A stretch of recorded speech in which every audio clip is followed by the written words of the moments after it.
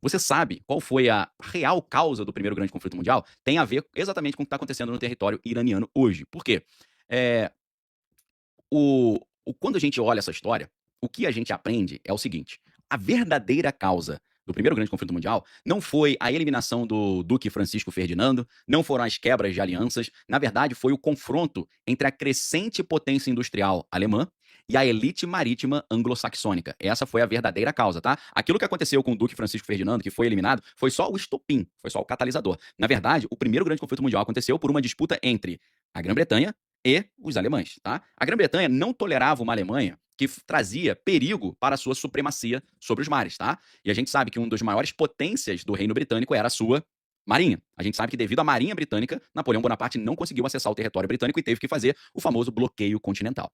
Então, o mar era o domínio do Império Britânico no contexto do primeiro grande conflito mundial, era o império do domínio britânico, tá? O Império Britânico não era apenas as suas bandeiras, as suas colônias, mas as suas finanças, os seus minerais e o seu comércio, que era completamente espalhado pelo mundo a partir da Marinha Britânica, tá? Então, essa é a mesma lógica que define o Império Americano hoje. O Império Americano hoje, ele tem uma configuração muito semelhante ao que havia do Império Britânico na época do primeiro grande conflito mundial, tá? Ou seja, tanto o Império Britânico do início do século XX quanto o Império Americano hoje, esse império não é uma nação, é uma rede, tá? É uma rede de conexões. Assim como a gente tinha a Companhia Britânica das Índias Orientais, a gente tem também hoje uma espécie de monopólio marítimo internacional que é apoiado por financiadores e por mercenários também, tá? Então, a linhagem, ela continua lá dos lordes antigos e dos bancos de Londres e Wall Street e vem até hoje. As mesmas famílias que comandavam o mundo naquela época do primeiro grande conflito mundial continuam comandando hoje, tá? Então, para esse grupo, os BRICS compõem o maior perigo para o sistema desse império. Então, o poder do Império Britânico se baseava, e agora é a parte mais importante,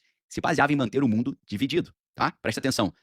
Dividir para conquistar, dividir para enfraquecer, enfraquecer para dominar. Por que vocês acham que hoje existe um projeto tão grande para enfraquecer o contexto familiar, enfraquecer a relação entre pai e filho, incentivar as pessoas a não terem filhos? Porque se você tem uma família grande e você tem famílias de famílias, famílias primos e famílias fortes, você tem um grupo muito poderoso. Agora, se você divide as famílias, você divide a sociedade. Dividindo a sociedade, você domina com mais facilidade, ok? Então preste atenção.